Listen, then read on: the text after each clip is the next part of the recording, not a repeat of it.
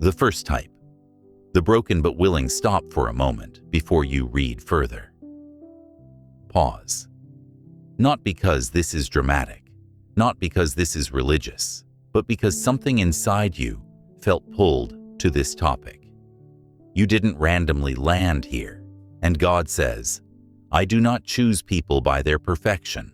I choose them by their availability. That already tells you something. Why God's choices confuse people. Most people assume God chooses the strongest, the most disciplined, the most confident, the most talented, the most spiritually clean. But Scripture and life tells a different story. God often bypasses the obvious and selects the unexpected, not because he lacks better options, but because his purpose requires a certain kind of heart. The first type. God chooses the broken but willing. Let's be very clear. Broken does not mean weak. Broken does not mean useless. Broken does not mean rejected. Broken means open, and openness is where God begins his work. What broken really means, broken people are not those who failed once. They are those who tried and lost, believed and were disappointed, trusted and were hurt, prayed and waited, obeyed and suffered anyway. They are people who reached the end of their self-reliance. And God says, now I can finally speak to you without resistance. Why God doesn't choose the self-sufficient. Self-sufficient people don't listen deeply. They plan, they calculate, they protect control. They ask God to bless their direction. But God says, I need someone who will follow, not negotiate. Broken people don't argue much with God. They already know their own way didn't save them. The moment God notices you. There is a quiet moment God watches for. Not when you cry publicly. Not when you speak faith loudly. Not when you post scriptures. But when you whisper internally, I don't know how to do this anymore. That sentence changes everything, because surrender always comes before selection. Why brokenness precedes calling. God doesn't call people into purpose until pride has been reduced, because purpose without humility creates destruction.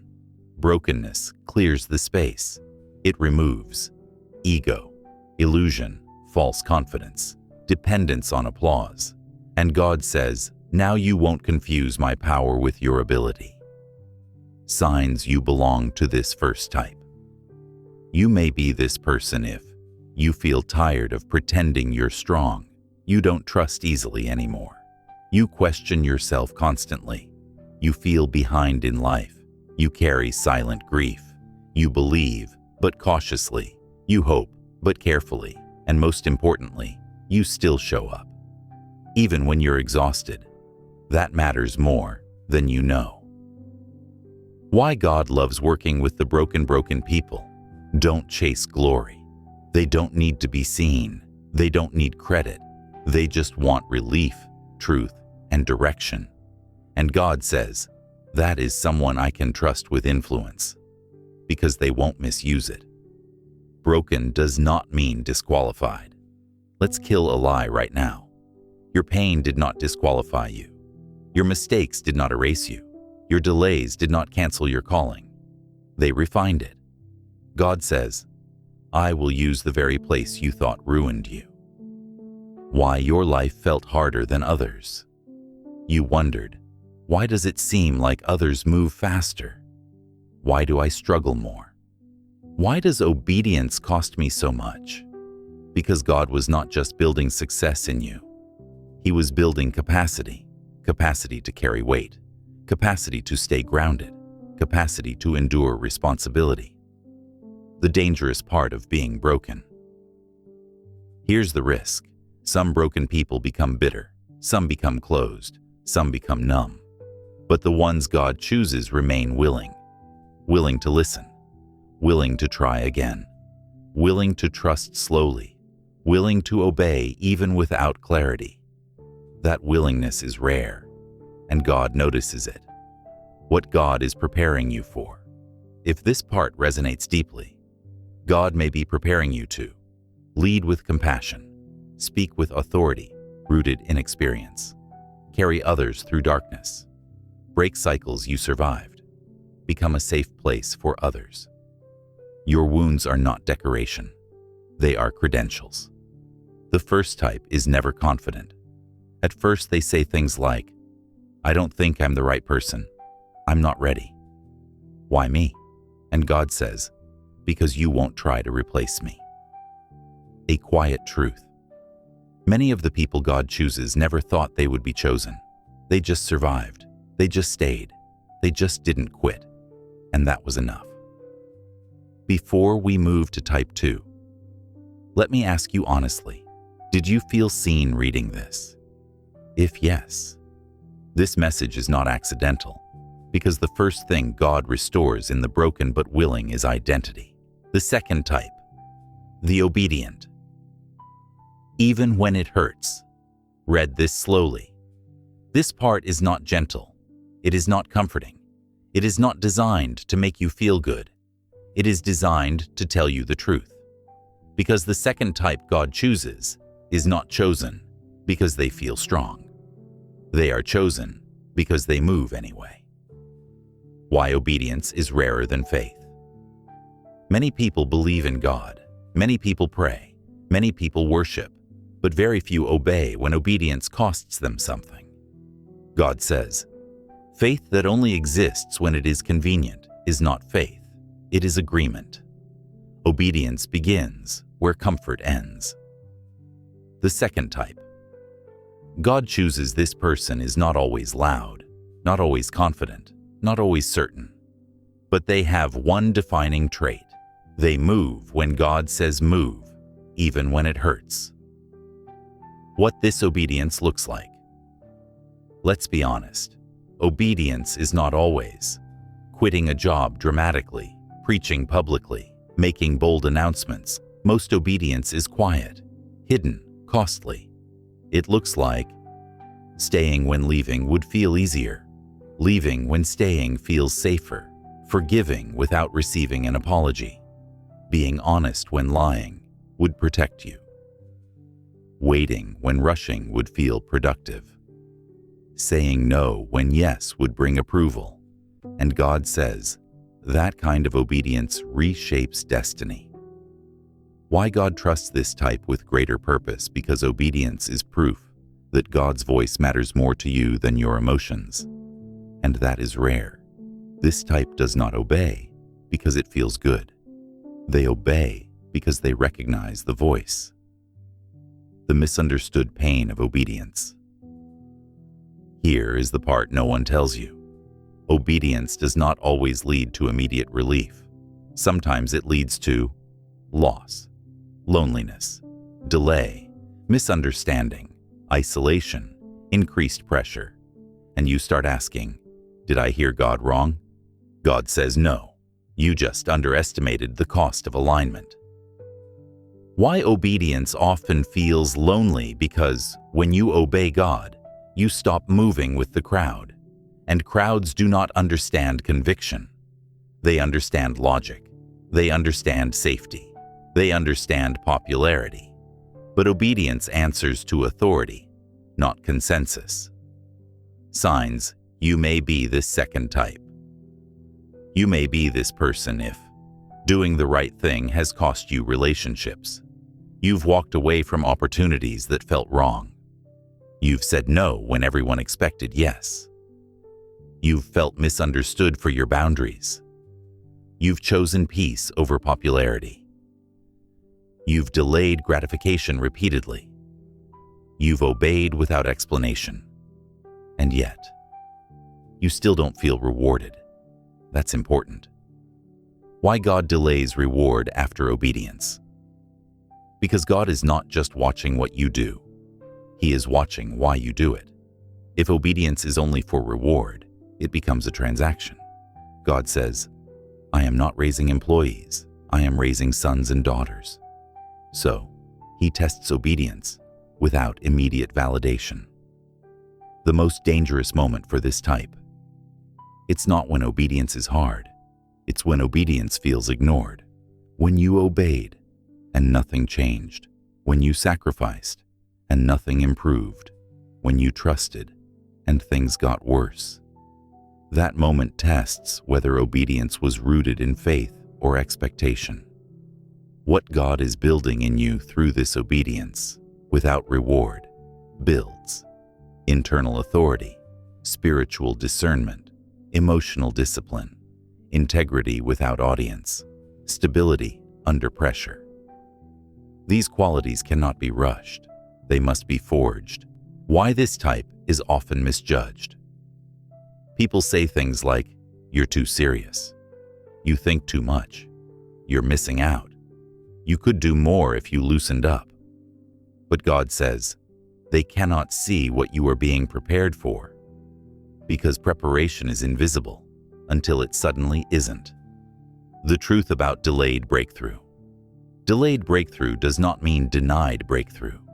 Sometimes God delays reward to ensure obedience has become identity, not effort. When obedience becomes who you are, God can trust you with outcomes. Why this type attracts resistance? Because obedience disrupts systems built on compromise. When you don't play along, your existence becomes uncomfortable, not because you are arrogant, but because you are aligned. And alignment exposes misalignment. A hard question. Let me ask you something honestly. If God never rewarded your obedience publicly, would you still obey privately? If the answer is yes, you are closer to selection than you think. What God does quietly for this type. God may not always speak loudly to you, but He shields you from unseen harm, redirects danger without explanation, protects your name when you're silent, preserves opportunities you don't chase, builds trust in places you don't see, and one day, the reward comes suddenly. The shift that comes after this season. For the obedient, even when it hurts, God eventually shifts the environment. Resistance lessens, doors open, people align, opportunities appear, not because you forced them, but because timing matured. Before we move to type 3, understand this. God does not choose the obedient to exhaust them. He chooses them because they can carry weight without collapsing. The third type, the ones who stay when others walk away. This is the rarest type, not the most talented, not the loudest believers, not the most visible. This is the smallest group, and almost no one talks about them. Because staying doesn't look impressive. It looks boring, slow, unnoticed, uncelebrated. Yet God says, most promises are missed, not because people disobeyed, but because they walked away too early. Why most people don't stay? Let's speak honestly. People don't quit because they hate God. They quit because they are tired. Tired of waiting. Tired of hoping. Tired of being strong. Tired of believing this time will be different. They don't leave angrily. They leave quietly. They stop expecting. They stop engaging. They stop leaning forward. And God says, you were closer than you realized. What staying actually means. Staying does not mean doing everything perfectly. Feeling motivated, being emotionally strong, never questioning, never struggling. Staying means you didn't quit. You didn't close your heart. You didn't walk away internally. You didn't numb yourself completely. Even when you were tired, you stayed reachable. That matters more than faith you show publicly. The silent war of the ones who stay. This type fights a war no one sees, a war against disappointment, disillusionment, delay, comparison, fatigue, quiet resentment. They don't collapse loudly. They erode slowly, and that's why staying is hard. Why God watches for stayers. Because staying reveals endurance, and endurance is the final filter. God says, gifts attract attention. Character sustains calling. Many can start. Very few can continue. The most dangerous season. The most dangerous season is not pain. It's nothing happening. No breakthrough, no clarity, no reward, no collapse either. Just waiting. That's when people say, maybe this was never for me, and walk away silently. Signs you may be this third type. You may be this person if you've stayed even when hope felt thin. You've questioned God, but didn't leave Him. You've felt unseen, yet still showed up. You've reduced expectations, but not connection. You've learned to function without answers. You've endured long, quiet seasons. You've survived without applause, and somehow, you're still here. That is not accidental. Why God allows long waiting for this type? Because God is not just preparing the promise. He is preparing you to survive the promise. Many people receive what they asked for and lose themselves inside it. God says, I delay what would destroy you prematurely. The difference between waiting and staying. Waiting is passive. Staying is active endurance. Staying says, I don't understand, but I won't disconnect. I'm tired, but I won't harden. I'm disappointed, but I won't abandon. That posture changes everything. Why this type is often overlooked because they don't demand attention. They don't threaten to leave. They don't dramatize pain. They endure quietly. And God says, heaven records what people overlook. What God builds in those who stay through staying, God builds. Emotional stability, spiritual depth, discernment, quiet authority, resilience, long-term vision. These qualities cannot be downloaded. They must be lived. The moment God releases the shift. Here's the truth few understand. Breakthrough does not come when you are desperate. It comes when you are anchored. When your identity is no longer tied to outcome. When your peace is no longer negotiable. When you're no longer chasing, just aligned. God says, now you won't misuse what I give. Why many never see this stage? Because this stage requires no applause, no timeline, no guarantee, no explanation, only trust, only endurance, only staying. The suddenness after long staying. When the shift comes, it comes suddenly. People say, you're lucky. You came out of nowhere. It happened so fast. But you know the truth. It didn't happen fast. It happened after staying. What changes after this point, after staying? You move with clarity. You choose with confidence. You don't panic easily. You don't rush decisions. You don't fear delay. Because staying taught you that time doesn't cancel destiny. Why God trusts this type most? Because they won't leave when things get heavy. They won't abandon responsibility. They won't quit when pressure increases. They stayed when nothing was happening. So God knows they'll stay when everything is happening. The final truth of all three types. Let's bring it together. God chooses. 1. The broken but willing, because humility opens the heart to. The obedient, even when it hurts, because obedience proves trust. 3. The ones who stay, because endurance protects destiny. These are not three different people, often. They are three seasons of the same person. A question only you can answer. Which one are you in right now? Broken, obeying, staying, wherever you are. God says, do not quit in the season that is qualifying you. Final word. If you made it to the end, that alone says something about you, because most people don't stay until the end, and now you know. Staying is the rarest obedience of all.